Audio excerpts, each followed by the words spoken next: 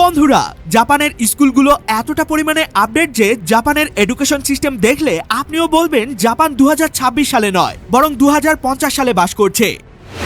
এবং চায়নার লোকজন কেন রাস্তার পাশে এভাবে হা করে দাঁড়িয়ে থাকে, এর পেছনে রয়েছে একটা মজার রহস্য। আর পেঁয়াজ কাটার সময় আমাদের চোখ দিয়ে কেন পানি পড়ে, তবে আজ এমন একটি ট্রিক্স বলবো যেটা ফলো করলে পেঁয়াজ কাটার পরও আর কখনোই আপনার চোখ দিয়ে পানি পড়বে না। এবং যদি আপনাকে কখনো কোনো কুকুর আক্রমণ করে তাহলে এই ভুলগুলো মোটেও করবেন না, না হলে ঘটতে পারে মারাত্মক বিপদ। হ্যাঁ বন্ধুরা, এমনই কিছু গুরুত্বপূর্ণ তথ্য নিয়ে আমাদের আজকের এই ভিডিও, তো মোটেও দেরি নয়, চলুন তাহলে শুরু করি। নাম্বার 6, পেঁয়াজ কাটার সময় অনেকের চোখ দিয়ে পানি পড়ে। কিন্তু কেন? পেঁয়াজ কাটলে কেন চোখ দিয়ে পানি পড়ে? আপনি যদি কখনো পেঁয়াজ কেটে থাকেন তাহলে এই অভিজ্ঞতা আপনার নিশ্চয়ই হয়েছে। তবে আজ এমন একটা ট্রিক্স বলবো যেটা অ্যাপ্লাই করলে পেঁয়াজ কাটার পরও আপনার চোখ দিয়ে কখনোই পানি পড়বে না কিংবা চোখ জ্বালাপোড়া করবে না। আসলে পেঁয়াজে এক ধরনের বিশেষ রকম এনজাইম বা কেমিক্যাল থাকে, তো যখনই কেউ পেঁয়াজ কাটে তখনই এই কেমিক্যাল বাতাসে ছড়িয়ে যায়, যেটা চোখে লাগলে চোখ জ্বালাপোড়া করে এবং চোখ দিয়ে পানি পড়ে। তবে আপনি যদি পেঁয়াজ কাটার আগে পেঁয়াজকে কিছুক্ষণ পানিতে চুবিয়ে রাখেন কিংবা পানির সাথে সামান্য লেবুর রস মেশান, তাহলে পেঁয়াজ কাটার পরও আর কখনোই আপনার চোখ জ্বালাপোড়া করবে না এবং পানি পড়বে না, কারণ লেবুর রস আর পানি পেঁয়াজে থাকা সেই কেমিক্যালকে নষ্ট করে দেয়। তো এই বিষয়টা কি আপনি আগে জানতেন? জানলে সেটা আমাকে কমেন্টে জানাতে ভুলবেন না। নাম্বার 5, দেখুন বন্ধুরা, চায়নার কিছু মানুষের আজব কাণ্ড দেখুন। সবাই মিলে হা করে দাঁড়িয়ে আছে, কিন্তু কেন এমন অদ্ভুত কাণ্ড? আসলে এখানে হা করে দাঁড়িয়ে থাকা লোকগুলো বিশেষ একটা ট্রেন্ডিং বিষয় ফলো করছে। তারা এজন্যই হা করে দাঁড়িয়ে আছে যাতে করে মেট্রো ট্রেনের সাথে এমন ভাবে ভিডিও করতে পারে যেটা দেখে মনে হয় আজ তো একটা মেট্রো ট্রেন তাদের মুখের ভিতরে ঢুকে যাচ্ছে।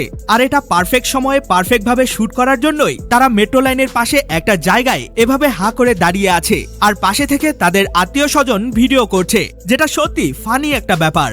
নাম্বার 4, ইনি হলেন দুনিয়ার একমাত্র বাবা যিনি তার বাচ্চাদের নামই বলতে পারেন না, কারণ এই লোকটার 1-2টা নয়, পুরো 102 জন ছেলে মেয়ে রয়েছে।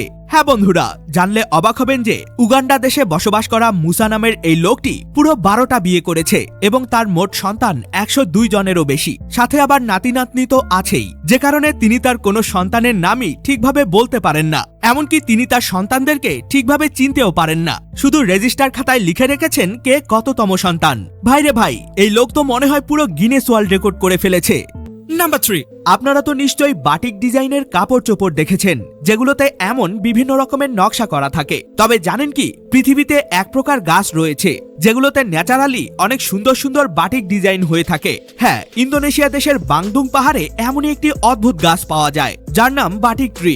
অদ্ভুত এই গাছটির উপরে ছালগুলো ছিললেই এর ভেতর থেকে বিভিন্ন রকমের সুন্দর সুন্দর নকশা বেরিয়ে আসে, যা দেখতে একদম বাটিক কাপড়ের নকশার মতো। সব থেকে ইন্টারেস্টিং ব্যাপার হলো এক একটা গাছের নকশা এক এক রকম হয়ে থাকে, যেমনটা ঠিক বাটিক ডিজাইনের কাপড় চোপড় হয়। আর স্থানীয় লোকজন এই কাঠগুলো ব্যবহার করে বিভিন্ন রকমের শোপিস তৈরি করে। এটা দেখে মনে হচ্ছে সত্যি প্রকৃতি আসলেই বৈচিত্র্যময়।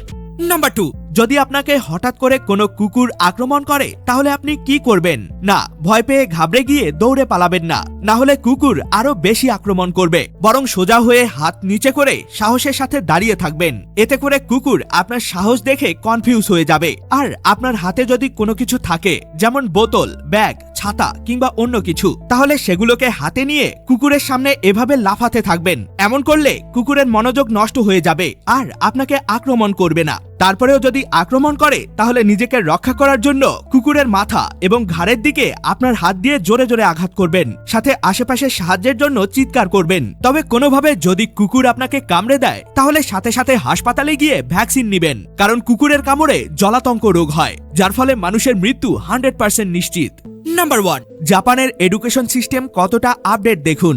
আমাদের দেশের মতো জাপান দেশের পিতামাতারা চিন্তা করে না যে তাদের বাচ্চারা কিভাবে স্কুলে যাবে, বরং তাদের বাচ্চারা নিজে নিজেই স্কুলে চলে যায়। জাপানে সকালবেলা বাচ্চারা এমন গ্রুপ হয়ে সবাই মিলে একসাথে স্কুলে যায়, আর গ্রুপের লিডার সবচেয়ে বড় বাচ্চাটি হয়ে থাকে। আর বাচ্চাদের রোড ক্রস করার জন্য এখানে ভলেন্টিয়ার কাজ করে থাকে। এবং জাপানের প্রত্যেকটি বাচ্চার স্কুল ব্যাগে একটি করে অ্যালার্মিং ডিভাইস থাকে, যাতে করে বাচ্চারা বিপদে পড়লে কিংবা ইমার্জেন্সি কোনো মুহূর্তে তাদেরকে সাথে সাথে উদ্ধার করা যায়। আর এখানকার বাচ্চাদের স্কুল যাওয়ার সিস্টেম বা দৃশ্য এমন যা আপনি অন্য কোনো দেশে দেখতে পাবেন না।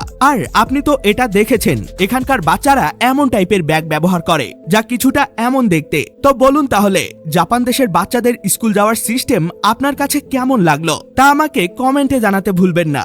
এ সকল তথ্যগুলো তো আপনি জেনেই গেলেন, কিন্তু আপনি কি জানেন, আপনি কি কখনো ভেবেছেন যে সব পেন্সিলকে আপনি ছোটবেলা থেকে ব্যবহার করছেন সেগুলো তো কাঠ দিয়ে তৈরি করা হয়, তবে এগুলোর ভেতরে এই ব্ল্যাক কালারের লেদ বা কালিকে কিভাবে ঢুকানো হয়? আর বিভিন্ন জিনিসপত্রের প্যাকেটের ভিতরে দেয়া এই সিলিকা জেলগুলোকে যদি আপনি খান তাহলে আপনার কি হবে, এটা আপনার অবশ্যই জানা দরকার। এবং পৃথিবীতে এমন কোন দেশ আছে যেখানে প্রত্যেকটা পুরুষ মানুষের 2টা বিয়ে করা বাধ্যতামূলক? ভিডিওটিকে এখনই দেখে নিন, এটিও কিন্তু অনেক অ্যামেজিং একটি ভিডিও। দেখা হবে অন্য কোনো ভিডিওতে, ততক্ষণ পর্যন্ত কিপ দ্য নলেজ।